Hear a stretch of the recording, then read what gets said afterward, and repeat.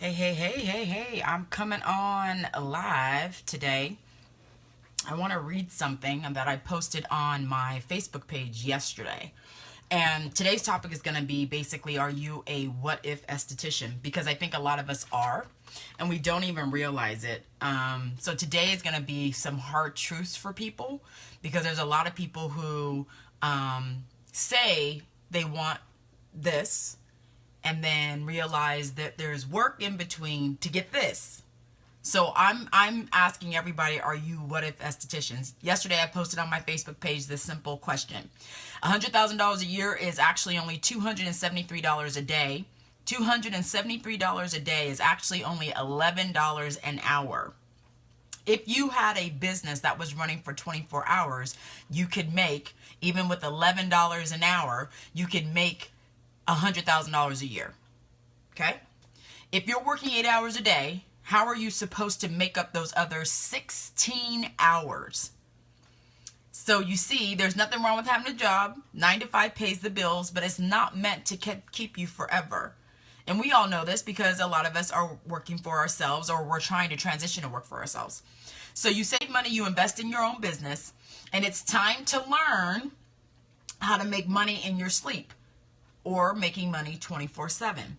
So for things to change, you have to change. I have had over 72 responses and 32 comments and people saying that they're interested. So from that post, I share with people what exactly I do, which is multiple streams of income. And people just kind of look at it and then we're like, oh, here's the thing about making what you want, having the time freedom you want, being able to go on vacation, being able to do whatever you want. It is a commitment beyond just saying you want it. There's actually action behind it. I've had probably in the last month and a half, maybe 10 honest conversations with estheticians who are, one, either burned out, two, were injured out of the industry, which means they had so many injuries or repetitive stress on their body, repetitive stress on their hands or their wrists, that they were not able to go back to doing aesthetics.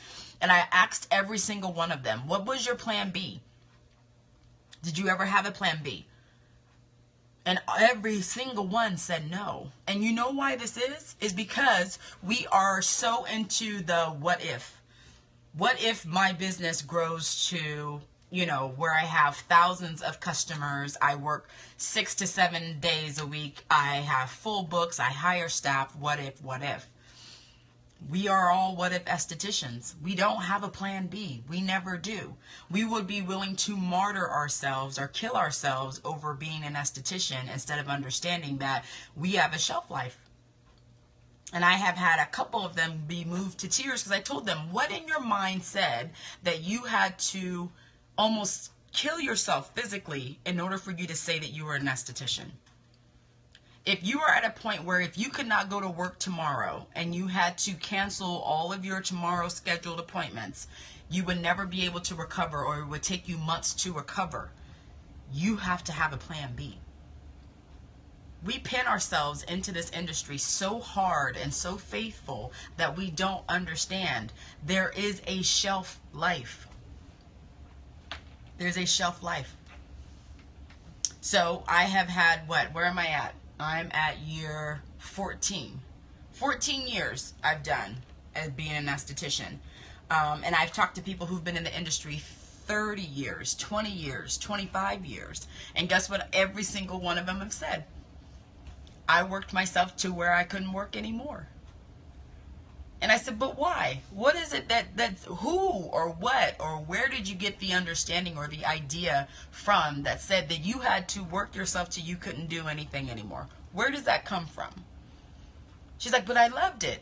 You loved it to the point where you damaged your body, or you loved it to the point where you just didn't want to know anything else? And I said, here's the thing. I love aesthetics. I love estheticians. I love doing aesthetics work. I love talking to estheticians. I think our industry is changing, but I think our industry is one of the only industries that combines not only therapeutic work, clinical work, we advise, we are counselors, we are psychologists. We do all of these things to help our customer, and we connect with them on levels that not only sometimes drains us mentally and physically, but there's a connection for some of us that we've had for a lifetime with some of our clients, which is an amazing opportunity or career to have. What we gave up to get it, though, is a bigger withdrawal, you know? And that's the thing about, absolutely, a lot of us don't understand what long-term means. Long-term means 20 or 30 years from now. If you know up front that you're not going to be able to do aesthetics for more than 20 years, what happens at year 21? And that's why I love to question and challenge. What are you doing to prepare yourself for something that is bigger or beyond just what you do day to day? Are you a what if esthetician? Well, maybe my business in 2 years, I will have this. No, that's a what if esthetician. You don't want to work yourself to exhaustion. Many of us do, because even if we're not seeing clients, we're either on the computer doing work, or we're, leaving products for clients, or we're trying to, I see so much of it.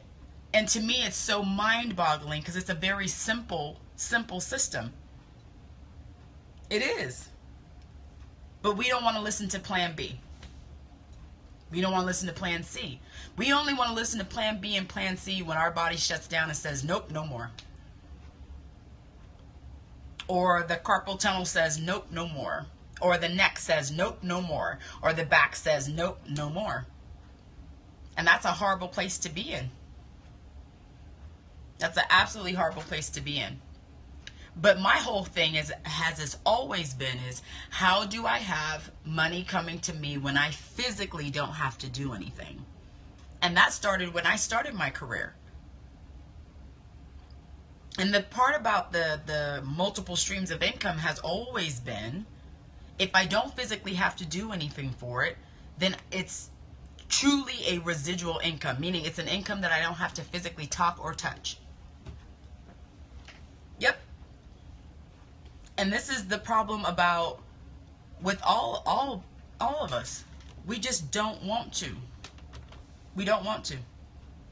And that's the difference. I think it's not even created a job or a business. A lot of us don't even understand business.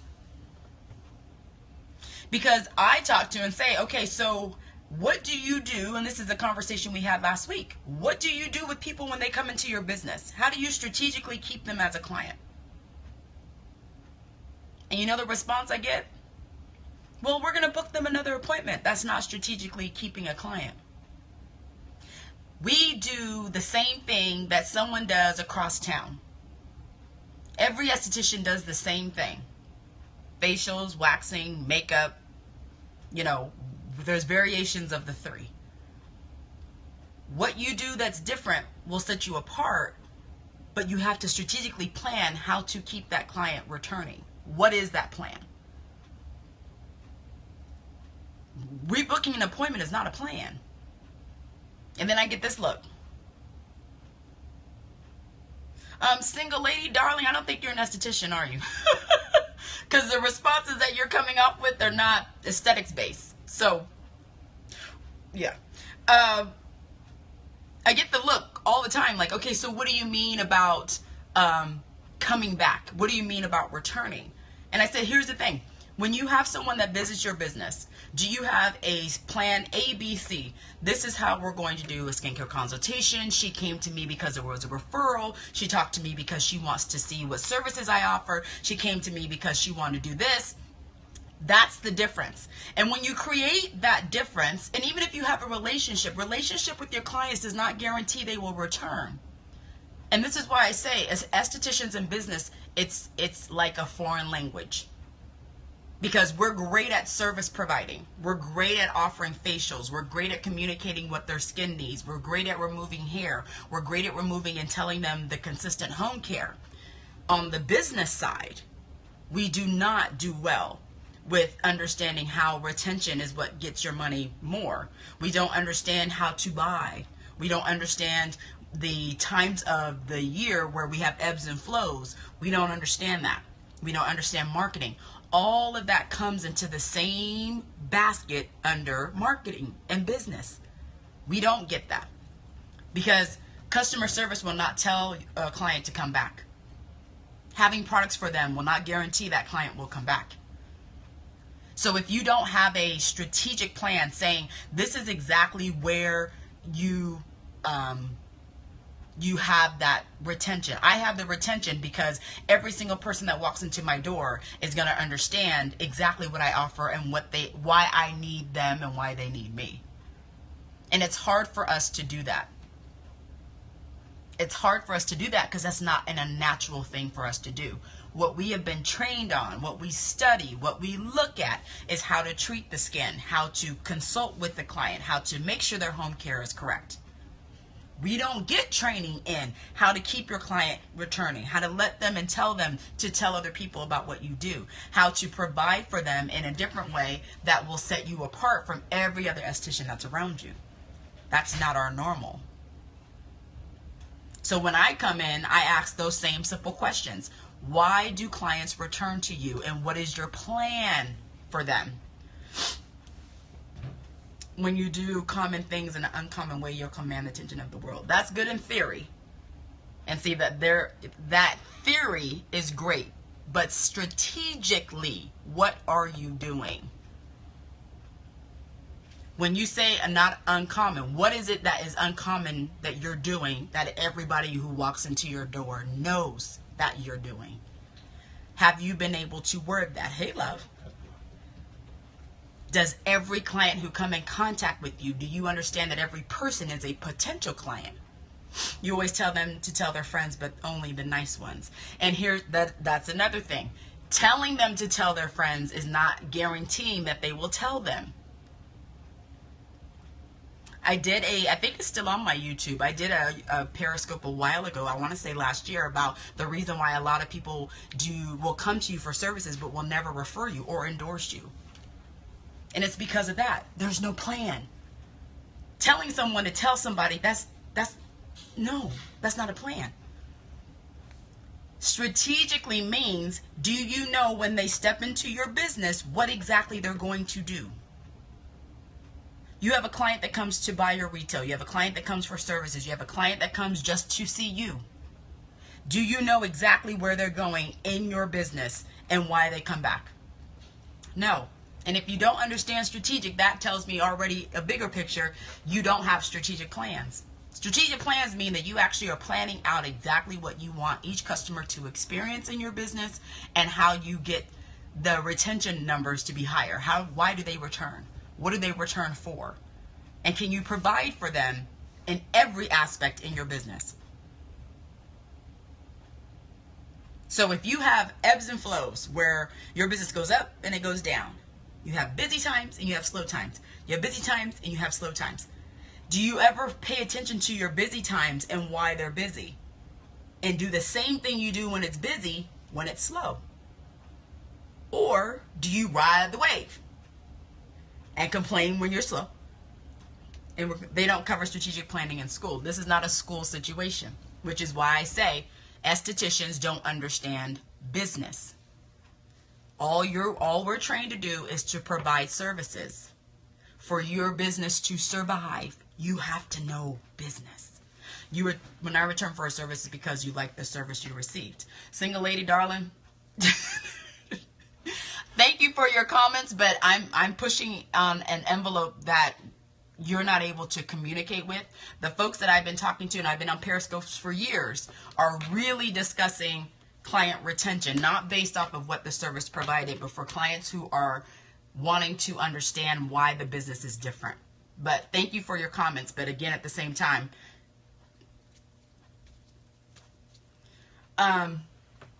so for my strategic one, and my people who are wanting to really get outside of that normal, you want to get outside of that, yes, I have clients. You want to get outside of, yes, people come to me when it's busy.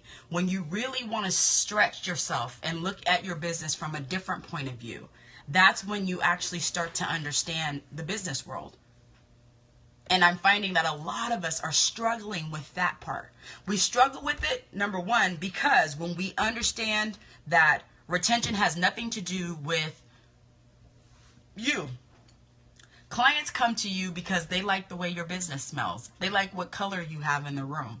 They like that you offer water. They like that when they walk in, they don't see anyone else, so they almost have that ambience that they're the only customer. Those are the reason why many clients come back. Secondary is the service. Because here's the thing. I've been to businesses where it's been a hole in the wall. And you look and you're like, you are busy. And it was because of the personality of the service provider. And I have done this on many of my master classes. When I've had master class lives, I've done this on many things. And I've taken it and broken down every single thing. And I've said, okay, so here's what you offer. Here's how much you're charging for it. And here's your customers. Let's break it down. 3 parts. If I walked into your business, would I know every single thing that you offer? And then I get, well, on my service menu. Okay. So what if I come in and I don't look at a service menu and I simply ask you, what services can I get today? Would you be able to tell me? I get this look. Why not? Well, because the service menu dictates how much I'm going to have people pay for.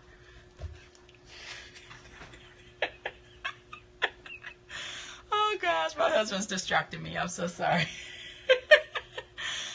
And I tell him, I said, here's the issue. If I walked into your business and I said I wanted to be a customer, and let's say I didn't want to look at the service menu. I wanted you to look at my skin and tell me what I needed. And let's say money was not an issue. Could you provide that service for me? Could you take me in and do a service?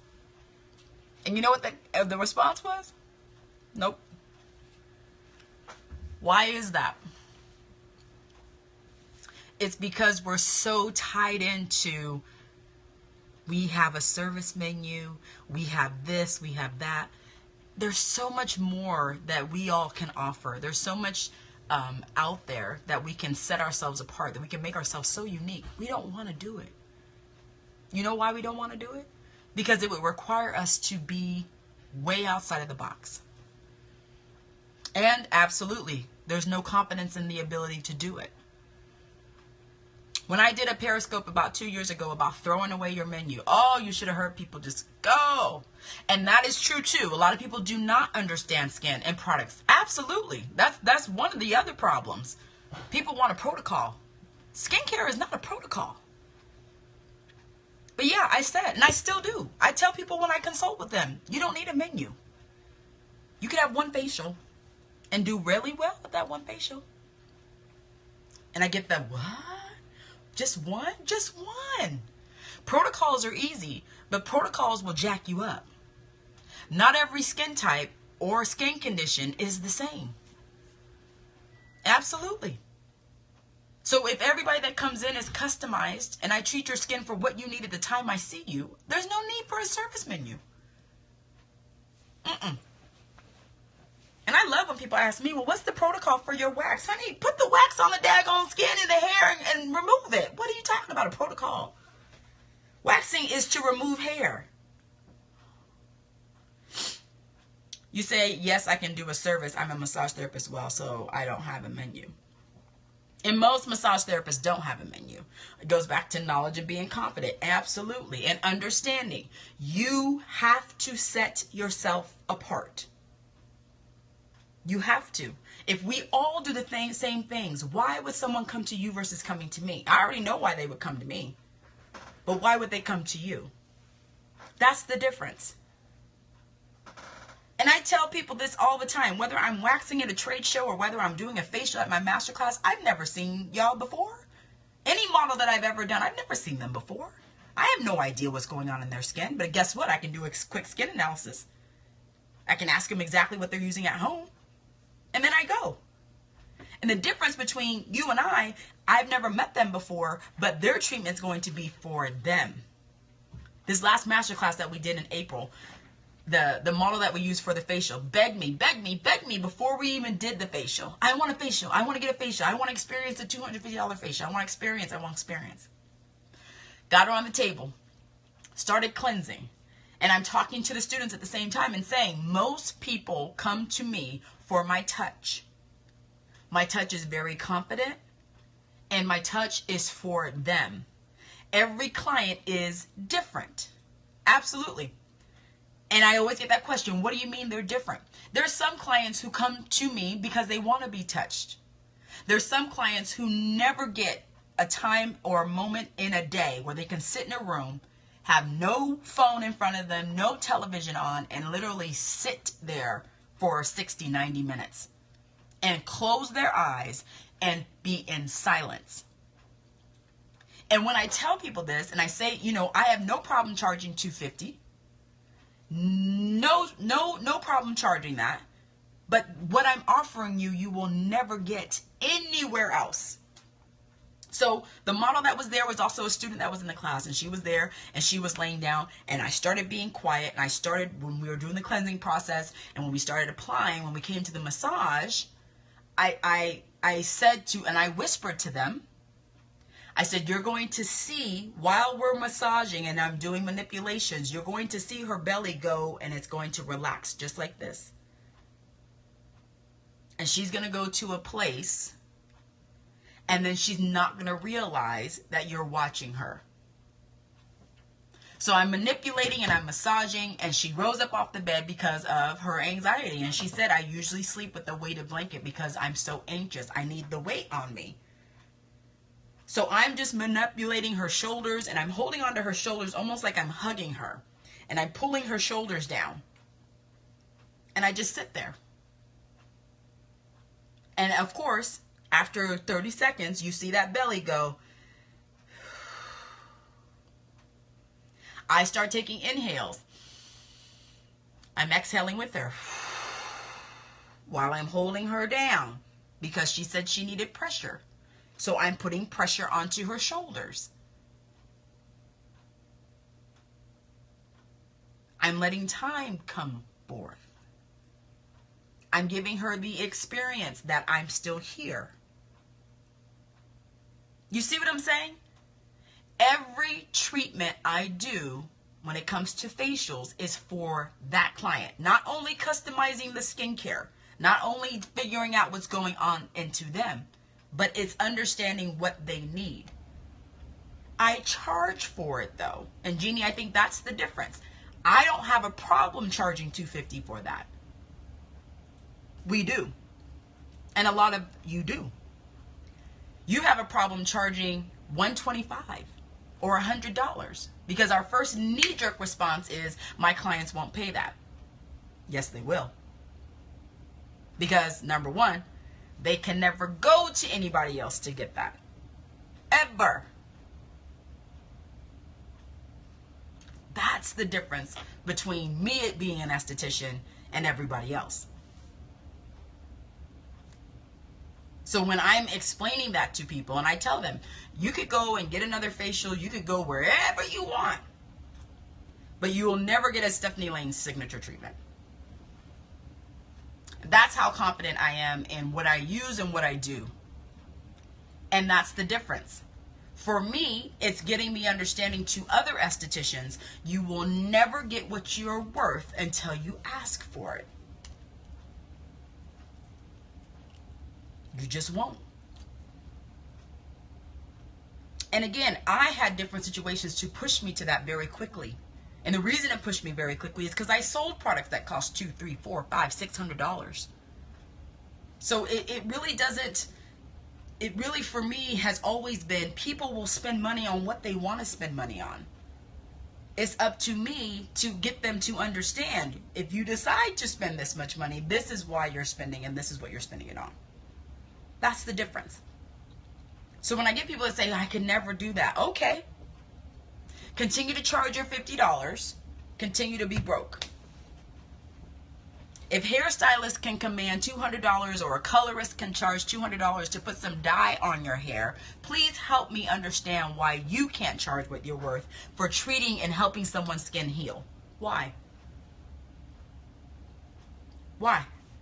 And that's the difference for me, and that's a lot of differences for every other esthetician that I come across. We don't understand the power we have in our hands. Goes back to, we're what if estheticians. What if I could charge $250? What if I could only work 6 hours and work 4 days a week? What if I could sell a product that was $300 and get it? We stay too long in what if land. I don't. Not at all. And never have. It's very easy. Always has been. And people don't value services. Absolutely. Absolutely. And that's the difference for me, is getting me understanding. Once I said, I am not going to be like any other esthetician that you ever come across, number one. Number two, I will never, ever, ever put myself in a position where I'm going to haggle with someone or I'm going to argue with someone over what I can offer. Once I was able to communicate that confidently and provide those results, there's no reason to argue. And the coup de grace, I don't have a problem with you walking out the door if you say no either. That's been one thing I've had from the beginning. If you don't want to pay the prices that I'm offering, or you feel that you could go get it cheaper someplace else, by all means. I would go to the extent and actually call, well, what's the name of the place? Because I can go ahead and make you an appointment now. What day are you good? Let me go ahead and Google it and pull it up, and then I'll go ahead and make you an appointment. And I got the, what do you mean? You said you knew a place that you could get it cheaper. I'm telling you, I will make you an appointment over there for you to get it cheaper. I don't have a problem doing that. So what day are you good? What day is good for you? Absolutely. And those clients come back. They come back because they went over there and they got what they paid for. Some water in a bottle. Look, warm water, cold water, hot water, that's what they got. And that's what I say all the time. You will get what you paid for. If you could go get your hair dyed and you pay $200 or $300 for your color, but you want to pay me $20 for a facial, get out of here. Your face will be there longer than your daggone hair. But again, I have no problems communicating with that. I don't have a problem at all. I never have. I've never been one to say, okay, well, you know, what are you willing to pay? Because the minute you say, what are you willing to pay, that client already knows they have you, and they're going to start talking crazy about everything you do. Yet clients see others and eventually come back. Absolutely. And I have no problem letting them go. Let them go. Let them go. And be okay with it. Don't be married to the outcome. That's what our problem is we get too emotional with these clients. And you know why we're emotional? Because we're emotionally tied to the income that we think we're going to make. Because that's our only source of income. It's all in the same circle. Clients know when we're broke. Clients know when it's the end of the month. Clients know when rent is due. It's because we get schizophrenic. And what do? We throw out these crazy deals, or we'll put a deal on Instagram, put a deal on Facebook, and get it today, get it today. What is wrong with you? And I always look back and say, oh, Lord, somebody broke. Oh, Lord, rent is coming. It's schizophrenic marketing.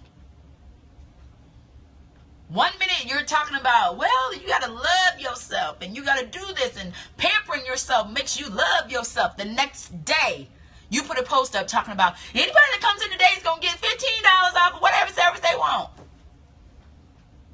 Schizophrenic marketing. What does it signal, and what are you trying to show people? You're telling people to love themselves, and then the next day you're telling them you're going to give them money for you to come in. That makes no sense. People watch what you do. They look. They look. And this whole phenomenon about, what's out there? Oh, Lord, I forgot. See, that's how bad I don't even be paying attention to them. Not Yelp. What's that other company that goes and does all the little garbage marketing for you to get people into the door? What is that company called? Where they, you'll do a $15 facial or $25 facial. Groupon. Thank you. These little estheticians that come out and they talking in these groups about how Groupon done saved them and Groupon grew my business and you a Groupon lie. You made Groupon money. They didn't make you money. You made Groupon money. And I wish people would be more honest about that. And I've actually stopped commenting, because reality is you did a $10 facial or a $5 facial. And then you share with other people what you did, and you said that it worked because people came back. People coming back is not a business. Especially if they come back for the same price that you're offering on Groupon and you're offering it to yourself. You have no idea how much you're paying each individual client to come see you, because that's what you're doing when you do a Groupon. Or you save those Groupon pricing and you offer the same pricing. You're paying people to come see you. And I don't know about you, but I ain't paying nobody to come see me. No. I don't want to keep all my money. I don't want any of it. But it goes back to those what if. Are you a what if esthetician? Are your dreams and aspirations years from now, because you think you're going to have thousands of clients or hundreds of clients? Are you a what if esthetician? You can't be a what if esthetician if one day not working is going to kill your whole business. Or you're barely making enough money that if you get sick tomorrow and you can't work, that it's going to hurt you financially. That falls in the same category as a what if esthetician. You got to have a plan. You got to know. You got to have multiple streams. You got to be able to have more than one thing. Can't put all your eggs in the same basket. Same thing. And I had really great conversations with estheticians who've been in the business 10 years or longer. We all have the same conversation. You know what we say to each other? We've spent all this money on education and schooling to turn around and struggle for years. We got fed this lie that we were going to make a 6-figure amount, and then it takes us years to get there. And I've shared my story. I said that I didn't even start paying myself till 10 years in. It wasn't until year 10 that I started taking a salary that had nothing to do with me doing a draw. Absolutely. It also was an eye-opening experience, because there's a lot of us who, if you got injured, have no backup plan. If you had to be off for weeks, some of our businesses would fold. There's no plan B or C or D. Estheticians go hard for what they love, but we are so closed-minded to understanding you can still be an esthetician and still make income different ways. We can still do it. And here's the thing. I look at all of the leader and industry greats that are in our industry. Most of them have multiple streams of income, just to let you know. Take any of them. There's a lot of different ways that people make income as an esthetician. We just don't want to look at it. We want to be like, no, I'm going to continue to see everybody. I'm going to do this. I'm going to do that. Yeah, but what happens when you can't? If you're working 8 hours a day, you're going to work 10 hours a day? What does that look like? I remember the first year I actually took a vacation. Had heart palpitations. I was so stressed out. I'm like, oh my gosh. Because you always have clients that call while you're on vacation. Where are you, Stephanie? I didn't know you were gone. Are you okay? Are you okay? Hey, Sandra. I need to get an appointment tomorrow. It's always the ones that want an appointment tomorrow. Didn't read the email. Said that you're on vacation. Didn't read it. Come banging on your door. When the sign's on there saying, I will be back on this day. I will return calls on this day. What do? Call your phone. Hey, Miss Janice. Are you okay? I want to make sure you were okay. Yes, I'm okay. I'm on vacation. And then you have some that just say, oh, well, I didn't know you could take a vacation. I beg your pardon? What do you mean you didn't know I could take a vacation? Oh, I forgot. You thought I was here for you. Yeah, no. And that's the sad part. And absolutely, we all need a vacation, honey. I'm a big fan of vacations. Now, my husband, on the other hand, he's not a big fan of vacations. But me, I'm a big fan of vacations. I like to go places where I don't know anybody. Like where it's difficult to get cell phone service. Like, yeah, that's the kind of vacation I like to go on. I don't know nobody. I don't want to know anybody. I don't want nobody to know me.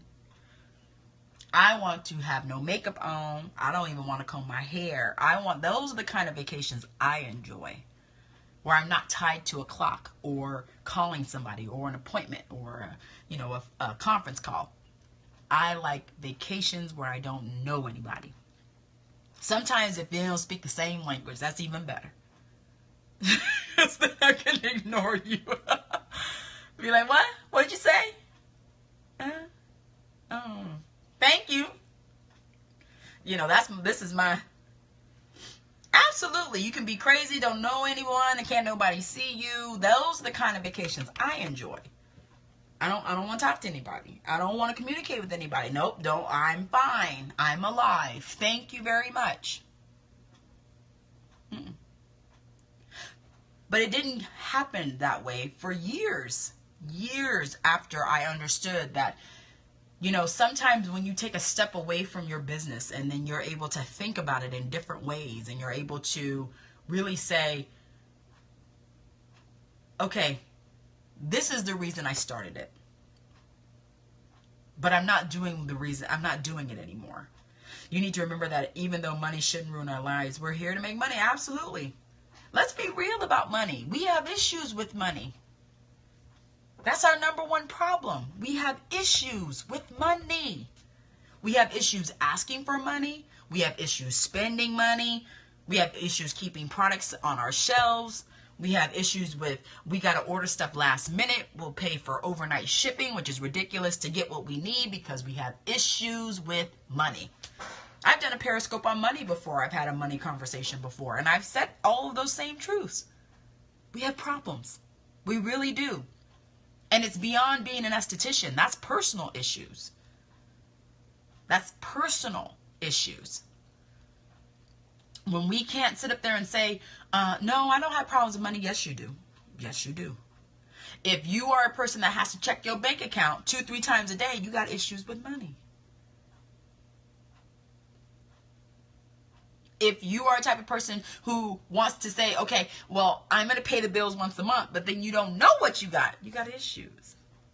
Money can really be a detriment or it can be a wonderful, wonderful thing. Either you drive you crazy or to make you happy. One or the other. It's not both. I'm the type of person, and my husband will tell you, I believe I have millions. And that's how I act, as if I have millions. Have I made millions? Yes. And when I told him that, I said, in the years that I've been in a business, if you add up all the years that I've done quite a few millions, right? And I looked at him, and my husband is the opposite. He thinks that we're 2 steps away from just being broken on the street. And I tell him that all the time. We have money in the bank. We have all of this, all of that. Absolutely. Personal money and relationships is a huge eye-opener. And it's an eye-opener because each of us have different experiences with money. And then when we open up our own business, we have an even more horrible relationship with money. You got your gym today. All right, awesome. When we look at money, when we discuss money, everyone says you never should discuss money. Why not? It costs me money to come here. It costs me money to get here. I mean, I put money in the car for gas. Everything I use on my body is money. Where I stay, I got to pay for. Why don't we talk about money? And I have been in the very fortunate situation where I've been around people who are millionaires, like make 6, 7, 800,000 a week. Now you talk about mind blowing. I just sit there and look. Because I've allowed myself to do a little bit more. I'm looking at my vision board that I have here.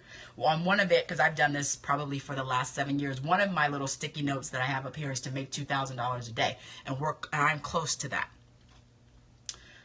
But every time, and I saw this on, I think it was, what is it?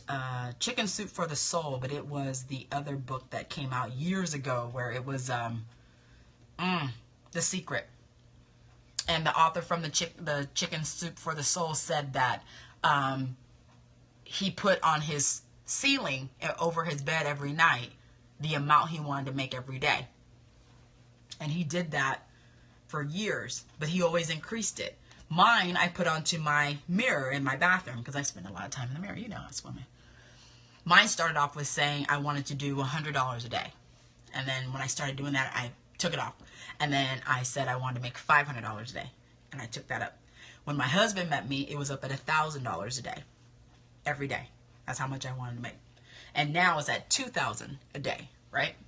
So when Rudy came into my bathroom and he's looking, I had it like 1, 2, 3. I had my stickers up there. And he was like, what is this stuck to your mirror? Don't worry about it. It's not for you. It's for me. And he has noticed when I met him was 1,000. Now it says 2,000. And now he's just like, I still don't have him on board though. He's still, baby, yes. I'm going to have you talk, but you need to. Yes. Yes. Not now. Go over there. You see how he argues? It's so simple. Yes. Okay. We're going to talk about money. Okay. Can you get yourself together so we can talk about money? Where did they go? Where they went. Oh, gosh. Oh. You do have to visualize. You can't get your husband on board for residual income. You know what? That's why I'm trying to get my husband to talk, but he's up here talking to me about, are you going to have to go around? No. You know what? This is what I'll do, baby. I will move and then... He hates when I put him on the spot, but I'm going to put him on the spot because I think, and we've had this conversation a lot. And the reason we've had this conversation a lot is because he tells me, he's like, you're the dreamer. You're the one who can visualize. You allow yourself. Girl, look, he ain't got no clothes on. Let's be real. That's why he's upset with me. Came home. Celine is gone. Celine is gone. So he's here being free. But the reason we have these conversations, and it's funny because my husband, as you know, is non-American. He was born and raised in Germany. He came over here in his 20s, and he has had a point where he was just broke, like had no food, broke. And so I have been therapeutically having conversations with him to tell him, we're not, yes, we're not, can you bring up your chair, love? Thank you. We're not, when you were 20, we're years beyond that. But at the same time, he still is there. And that's why I say money is very psychological, because it's something for us, even as being business owners. Even when I met him, I had already had my business established. Smooth Skin Supply was already established. But when I met him, you know, he did not understand the small business mind. He didn't understand that whatever we do is basically what we do in the day is what we bring home. So when he goes into my bathroom and you see, because at that time, was it $1,000 in the mirror a day? And then I say, you see my $2,000, right? You've seen that. You have to share with them, because I think it's important when you have a partner, and especially the kind of partner that I have, I am truly the visionary. Like, he allows me to run free. Before, I wasn't able to do that. Well, because before you were bogged down by day to day. You know, I mean, as everybody else, there are certain mundane day-to-day things that you are required to do if you want to eat. I mean, that's just stuff that you need to do. It's very, very simple. And then when I came in, I was luckily able to take a lot of that off of her plate and do a lot of those things, and then allow her to do what she does best. I'm getting smaller. My chair's going down. See, that's why I give her the good chair. I get the broken one. Anyways, no, but everybody's got to work towards their strengths. That's why being an entrepreneur is not for everybody. I mean, let's get real. It is not for everybody, straight up. Um, I get a lot of the stories from the estheticians when I listen to Stephanie talk and when I listen to her speak with other people. There are certain ones amongst you out there who will not thrive by opening up their own shop, working for themselves, and doing their own thing, as exciting as that is. But it's not for everybody, and that's just real, and that's just very, very simple. Some people work better, most people work better in a structure where they're guaranteed a certain income, where they're guaranteed a certain check, and that's just simply the way that is. You have other people who have that drive and that spirit and are able to flourish under conditions that are totally alien to the rest of us. Which does mean and that comes with a disclaimer, which doesn't mean you just let them run buck wild, because you always have to be a little bit there and keep the realism in there. But you gotta let them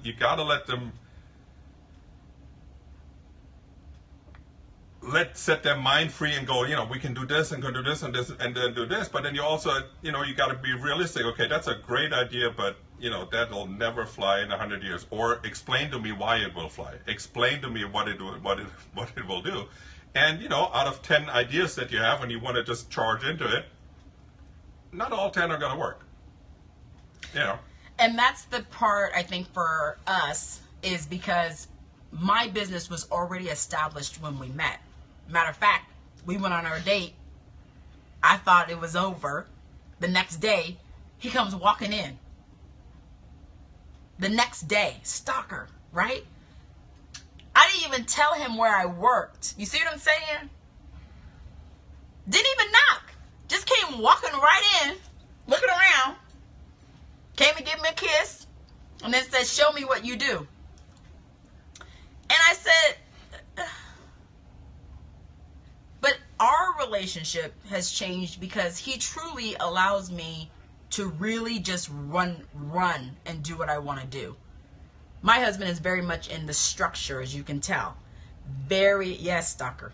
Very systematic. He loves plans and processes. I do not. I like to be able to let me do what I want to do. And in our relationship, it's worked well because I allow him to do the structure. Have fun with it. Be there every day. He's there 7 days a week. To me, that drives me nuts. We don't have anybody that comes in on Saturday and Sunday. So what are you doing there? I have stuff I need to do. Well, what are you doing? Stop. Absolutely. And that's the thing. When you have plan Bs, even with the plan B, and when he met me, I had already had 3 multiple ways that I make income. We've added 2 since we've been together.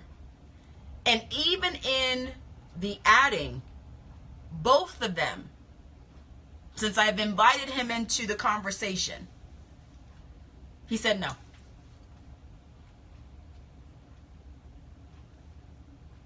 Well, it also has to do.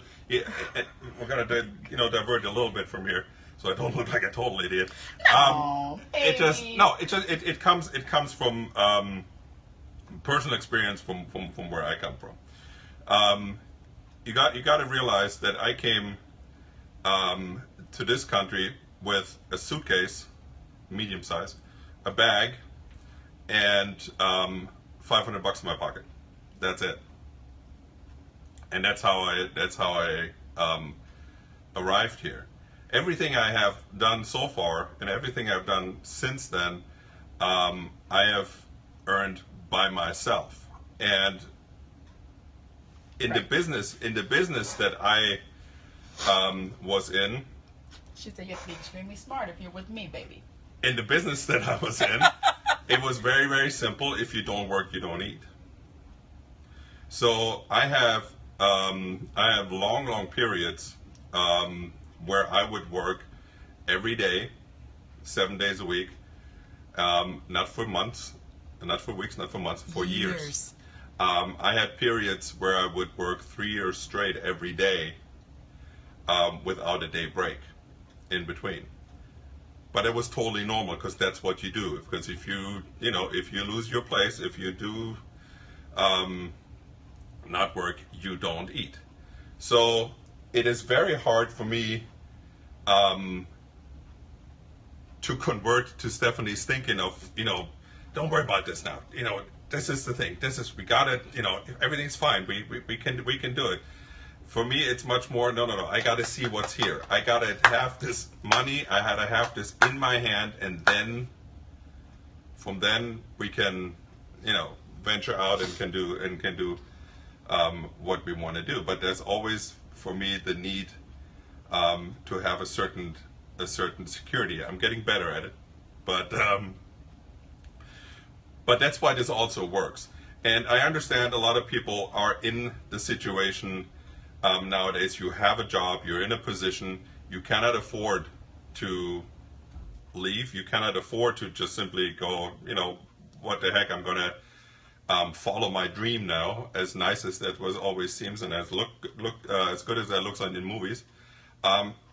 Realistically, it is just not the world we live in. So what do?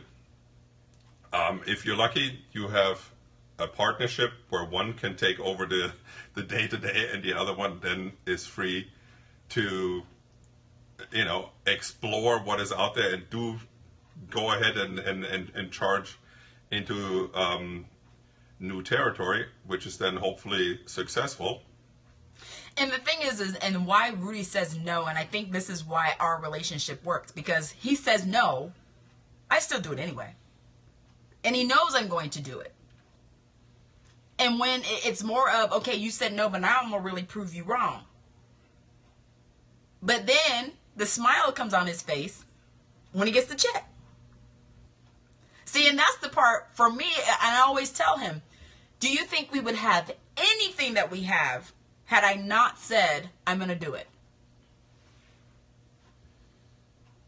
And then he goes back to, well, I don't live, I flourish when people tell me no. Or there's a no in the conversation. Or you can't do that. Excuse you? I'm going to do that. And with him, it was, even when we joined and we started World, he said no. When we started doing the marketing gyms, he said no. And then he looks now and I'm just like, okay, so. Then he's like, okay. Yeah. And it works. And that's the thing. I mean, you luckily we found two things, or Stephanie found two things that actually work. Do you really think I would do something that doesn't work though? Well, let's be real about this. I mean, there's, 99 out of 100, side hustles don't ever go anywhere. But what I was saying before, if you're in a situation where you cannot afford to just, pack your bags and leave and do something totally new, you gotta start. No, just one. You gotta start small. You gotta find yourself a side hustle, and that's basically what it is. You gotta find yourself a side hustle that you have enough time to do, and you can start small. But that's the kind of it. You got to open a new avenue. You got to open a new avenue. You're still going to be able to do what you need to do, what your main income is, what your main security is. But you find a small side hustle like the gem thing. That's something that's very, very small that you can build on, and it's not something super expensive where it's a very, very small market. I mean, this is something where you can talk to basically anybody and kind of move on from there. And that's where you find out, am I the kind of person who can sell? Am I the kind of person who can live outside of a structure or make my own structure and live by it? My Rudy can't. That's the... He thrives in structure. Yeah, but I make my own. And that works. You make your own what? Structure. What is that? That you got to work every day, certain hours. That's a structure, working 7 days a week? That's a structure. Oh. See, but the people that we're talking to right now don't work 7 days a week. Well, some of us do, and that's because we have to. But That's not ideal. Yeah, but that means you have enough time, or you should have enough time. Set yourself a goal of a year. In this year, I want to have a side hustle, and this year I want to put some effort into something else, like the gem thing. I want to put effort into that. I'm going to make that my second stream of income. Now, guys, please understand, this conversation did not happen last year. This has been because I've exposed him and dragged him kicking and screaming to my world. And I had talked to a lot of people who say, my husband's not on board, or my family's not on board, or they don't really understand, or they don't think I can do it, or they're not encouraging. And my whole thing has always been, I don't need anybody to encourage me. I've never had it. This is the first time I've had encouragement for someone to say, baby, have at it. Have at it. Yes, the gym. Please send me a PM. I'll send you about the gym, honey. But this has been the first one to say, you thrive and do so much when you are allowed to just do whatever you want. And that's the difference. The difference for me is that I don't need him to tell me yes or no. I don't need him to be approval of it. And there's even things that we talked about this recently, and I said, there's some things I can't tell you, baby, because you can't handle it.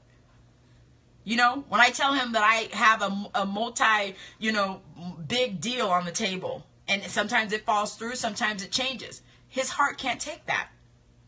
You know, when I'm telling him that we may make $10,000, $12,000, $13,000 a month on this one deal, and then they change it. My poor husband, he can't. So I just don't. I don't share with him anymore. No, because I don't. That's a different personality. I don't go by these, flights of fancy and think about what if and da. No, I don't do it. If it happens, good, but otherwise I don't even entertain it. I can't tell him anymore because he's just like, what? Yeah, I don't even want to think about it. If it happens, if I see it, then okay. Otherwise, there's no reason for me to even... And he doesn't, and I told him, I said, what is it that you want to, fantasize about? For me, and I tell him, I live like I have $1 million coming to me at all times. Mm-hmm. I live like a millionaire. My mentality is already there. Isn't it, love? Yes. And that's the thing where it's a difference between both of us. For me, I'm okay with it. I don't care. There's no emotion behind it. My husband, emotional. Emotional. And I tell him, okay, so if we could separate the emotion from what money does, and we have it to spend, will you be happy? You won't. Look at him smiling. Because I know he won't. And the difference is, and this is why I think our relationship works so well, and I love him so much for it, is because he is supportive of what I do. But he also knows I don't need him to be supportive of it. I may argue for it. I may be like, well, why did you say no? Like, what are you saying no to? But then he'll sit back and be like, well, you're going to do it anyway. Absolutely. This was not a conversation to get your permission. I was just letting you know. I mean, I'm going to use your card anyway. So. And she does. No, but so bad. No, but the reason and the reason that works though is again because where I come from emotionally and from my headspace, I will work the business that we have every day if I have to, because it is something tangible that I have in my hand, and I know that is what pays the bills.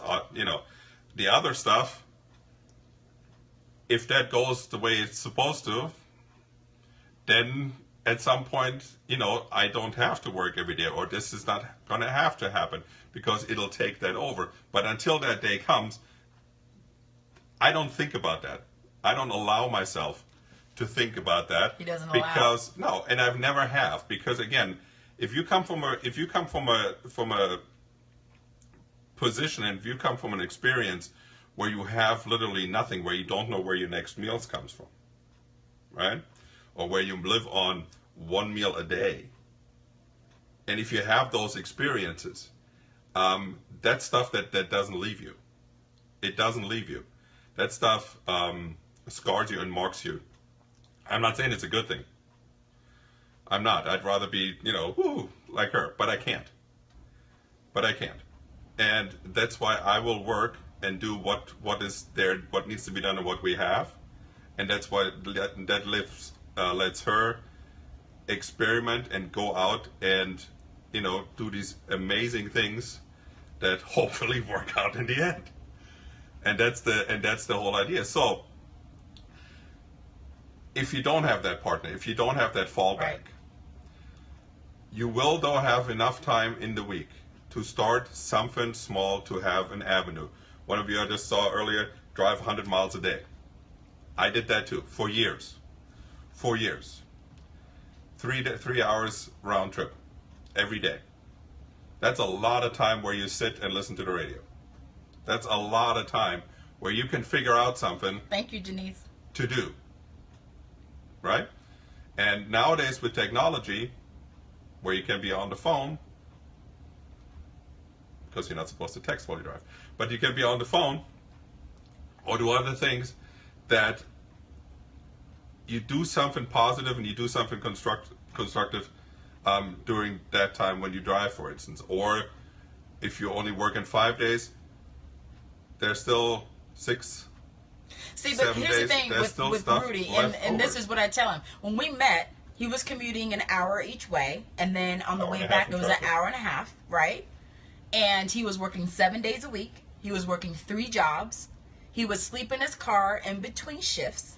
And I told him, not going to happen. No. You're not going to fit me in between a job. It's just not going to happen. And he looked at me and said, well, then I don't really know. I don't know. And, I just like, well, what do you mean you don't know?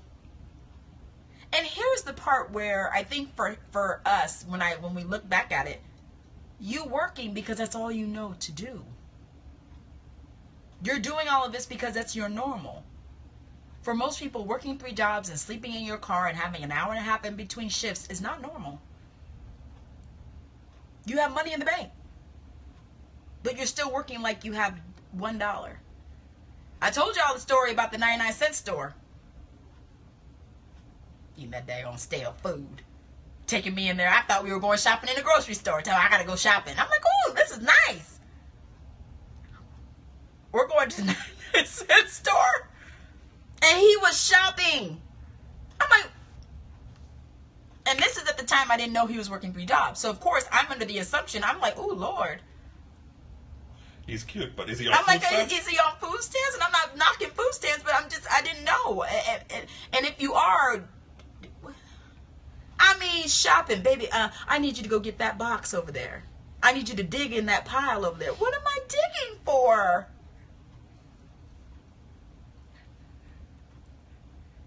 And when we got out, I sat in the car, I said, I'm sorry, is there a reason why you're shopping at the 99-cent store? Well, because it's 99 cents. But the food is stale. Food is not stale. It's expiring in a month. I'm sorry. And the difference is, and he will tell you, we don't shop there. It's a mindset. And when I talk about money and I talk about having plans and I talk about, being able to have multiple streams of income, my husband has never understood multiple streams of income. He saw my vision board on my mirror, said $500 a day, then it said $1,000 a day, and now we're at $2,000 a day. Eventually it'll be at $5,000 a day. Because my understanding of the way everything works is you have to first visualize it. And that's the part for my love does not understand that because he won't allow himself to visualize anything. But he's come a long way. When we went to the house tour, he let himself for a small moment in time plan out what he wanted, but then once we left, everything goes away. And we balance. He balances me, I balance him, even though I push him around and be like, come on. And he knows that my birthday's coming up next week, so my $400 perfume that's sitting on the counter, you know, there's one that I want replaced. There's video evidence now. Of you wanting something. The Neiman Marcus. Doesn't mean. What? I'm sorry? No. What? Okay, baby. Huh? No. Oh, okay. So he knows that that's coming up. And the kind of taste that I have, is it shocking to you? My lifestyle? No, not shocking. I mean, I've worked for people that are very right, shocking. I'm not talking about the stars. No. I'm saying every day. Different? Okay. From what I would do? Yeah. We got an interesting Periscope tonight, love. I guess so. They're still waiting for you to do your self-defense. Well, you got to tell me a little bit in advance so I can, put that I together. still told Rudy he needs to do his self-defense training, because he still won't give me a whoop-ass stick. I don't know why. Every woman should have one. Yeah, we'll talk. See, about it. they want self-defense, baby.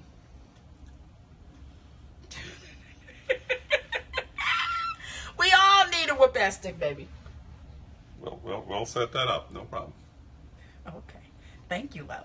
All right, guys, it's been interesting. I'm going to sign off. This will be uploaded to YouTube tomorrow. I will come back next Wednesday. Maybe not. We're going to be taking vacation. We will be in Cancun celebrating our honeymoon, finally, 2 years later. And my birthday, my 42nd. I know I don't look 42, but, 42 and fabulous. I will say, I love my 40s. I will say that. I thought I loved my 20s, but my 40s have been amazing. You know why? Because I don't care. I don't. I think that's the difference. When you get 40 and above, you're like, what? I don't care. And so you survived. You'll be fine. You'll be okay. But I love it. So I will try to come back. I may not be there. If you have any questions about marketing gyms and the gym technology, which is an amazing product. If you have questions about Hilo, those are amazing things. I love it. I love having plan B's and C's. And I think a lot of us are at the point now where we are starting to say, you know what? I do need a plan B and C. I need something that's going to give me income without me physically having to do something. And that's what the whole reason I started Smooth Skin Supply is because I get money 24/7. And I provide, what I need for people in a way that I physically don't have to do anything every day. And Rudy loves, the fact that I'm the type of person, like I said, I am truly the visionary. Like I see, years ahead. But I also put in place where I have to visually see it every day for it to come to fruition. Yeah, and I mean, the bottom line that I think we're always trying to bring across nowadays, what the world is today, it is not anymore that you graduate from school, right, that you get a job, right, and you're going to be in that job until you retire. Yeah, no. That world is gone. Yeah. It is gone. It has been gone for a while.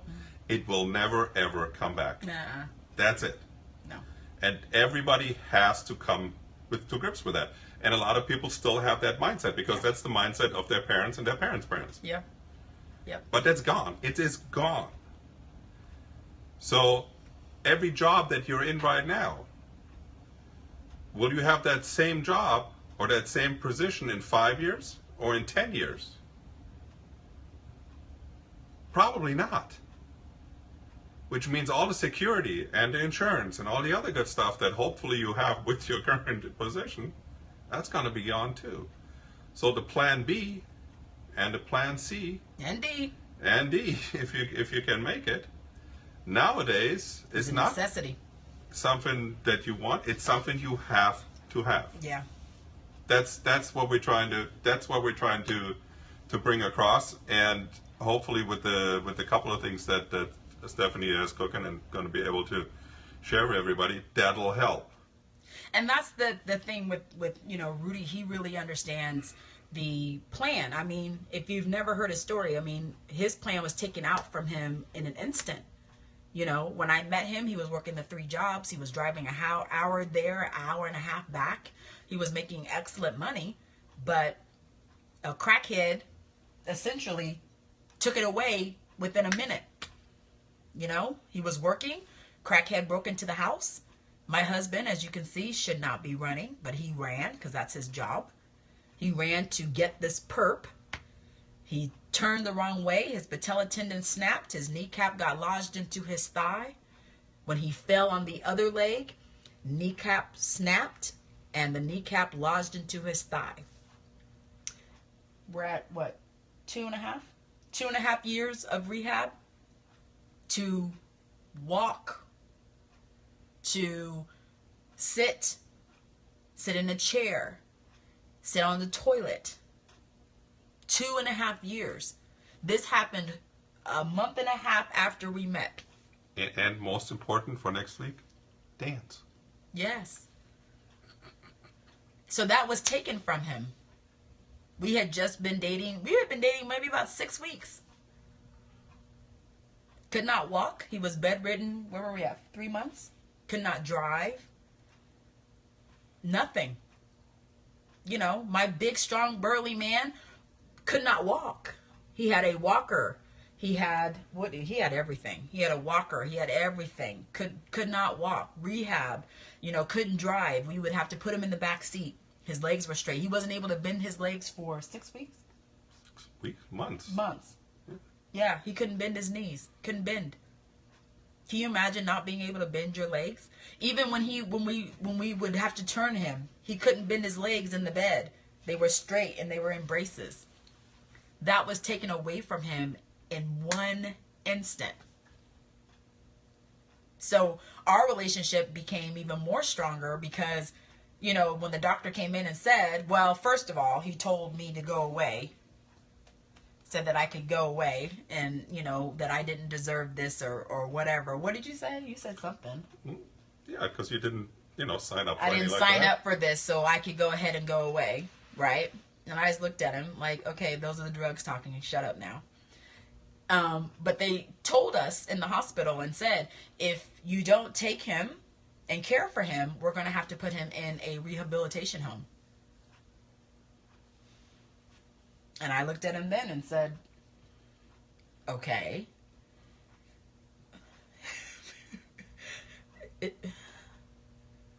And both of us, I think, were really shocked. I mean, just how long the rehab took. And, Rudy even often says, even now when we talk about it, he didn't realize how much you need your legs to do everything. Like, you take for granted sitting down. You take for granted standing up, going down the stairs. All of those things he had to relearn how to do. They were excited when he came into the emergency room because they had never seen that before. You should have seen the surgeon. He was all just like crazy. And I'm just looking at him like, are you going to have enough drugs? I mean, my husband, he's a big moose. So is there enough drugs in there for you to make sure he doesn't feel anything? Anesthesiologist came over and said, oh, I'm going to have a great time with him. And she had all her drugs right here. She's like, I have a great time with him. I'll give him a great cocktail. Okay. Okay. But nope. Bedridden for months. So when I say, having a plan B, it's not just I'm saying it because I'm telling you that this is what you need to do. I'm telling it that your life can change like that. And our lives did. I mean, my husband, he is German, so he doesn't watch TV. So he has no TV. When I met him, he had no TV in his apartment. Not one TV. So when we actually got him back into his apartment, which was crazy, it took 5 orderlies to get him in the car, number one. And I kept asking all of them, how do I actually get him out of the car? No one could answer me. So I'm like, I got out, though. I'm stubborn. Took him an hour to get up the stairs. He lived on the 2nd level. He crawled backwards on the stairs. Hard-headed man. But I told him, I said, you have no TV, so what are you going to do? No, I don't need TV. You're bedridden. You know, it takes him about 30 minutes to get up just to use the restroom. He did not shower. That's a whole nother conversation. I gave him whole baths because he couldn't shower, because he couldn't get anything wet. So for about 6 weeks, no shower. And I had to do the bandages. He had 25 metal staples in his knee, each knee. So when I say that you got to have a plan B, I'm not just saying because I'm saying it from experience. You have to. You know, and I told Rudy, I said, you know, this is going to change everything. You know that, right? And he just kind of looked at me. And I told him, I said, that's why you need a TV in here, because you're staring at the ceiling when I come walking in the door. What is wrong with you? Are you still here with me? Because you're staring. And he'd be like, I'm okay. I told you you need a TV. You're just laying here staring at the ceiling. Yeah, but what it comes down to, you need backup in your life. You need backup. If it's not a person, then you need another stream of income, 2, 3, if possible, to deal with every eventuality. Yep. I was extremely lucky, because what it turned out to first was Stephanie was my plan B. No. I mean, that's literally what it came down to. Because from the world I came from, being you know, really successful, being one of the top people in the state and in the country at what I was doing, and that was just gone. That was gone, and I will never be able to go back to that, especially at the level that I was at and at the level that I would want to perform that. So I had to find a different avenue. Luckily, I'm able to fulfill my work drive and mania in Stephanie's business, and that's why when everybody looks at me, you know, you're working so much compared to what I used to do, this is nothing. But it's a plan B. And then with Stephanie, doing all these other ventures, again, this is something that we're doing for our future. This is something that we're doing so in a year's time, Yeah. in 2 years' time, we don't have to work that hard and hustle that hard. And that's what it comes down to. For estheticians, you don't want to put your hands on people every single day for the next 5, 10, 15, 20 years. You're going to go nuts. Mm-hmm. That's not what you want to do. That's no quality of life. And that's the difference. I mean, we love what we do. We love how we change people. But it's physical work. There's a lot of us who are doing physical therapy. There's a lot of us who have massage therapists that we trade with because our bodies hurt. I still get massages every 2 weeks, and that is still and it's maintaining what I have so that I don't continue to hurt. My knees hurt, you know, my shoulders hurt. Every now and then my fingers were hurt depending on what's going on. Sometimes they swell. I mean, it's the truth. It's the absolute truth. But for us, it was more of, okay, you know, Rudy had this horrible, horrible accident that happened. Thank God that we both, you know, were mature enough to say, we're in this together, you know, and no matter what happens, you're going to be okay. But the rehab is not just physical. It's mental. It's psychological, you know. Rudy was supposed to be in the dad's dance with Celine, and I signed him up because I'm thinking that he was going to be fine. And I get there, and he's red and looking at me like, I can't do this. And I'm like, well, what's wrong? Why can't you? And then I realized they're hopping and jumping, and he's like, my knees, you know? And this is something that, you know, I have often told people, you know, there's tests that come along in your life. There's really tests. And it really allows you to really see yourself in the event that it would happen to you. And that's how I put it in with Rudy.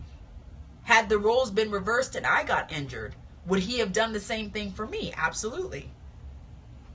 You know? Would I have told him to go away? No. Because he sure did in the hospital room. He's like, you can go. Where the hell I'm going to go? You didn't sign up for this. I'm not going anywhere. You know, hush. Where's your stuff? Where's the pillow? Where's the nurse? Do you need some drugs? I mean, I just went into, you know, reactionary mode. But you need someone that can give you that stability and push you and, you know, give you that kind of drive. You need somebody that way. I love when he tells me no. One, I know he's already going to say no, but I love when he says it. Because I'm always like, oh, okay. All right. Because I don't argue. There's no arguing. Do I argue with you, baby? Not on that. Not on that. Nope. I don't argue. Like, okay. I got your credit card. Here we go. Boom! Done. Too late now. We've already decided to do it.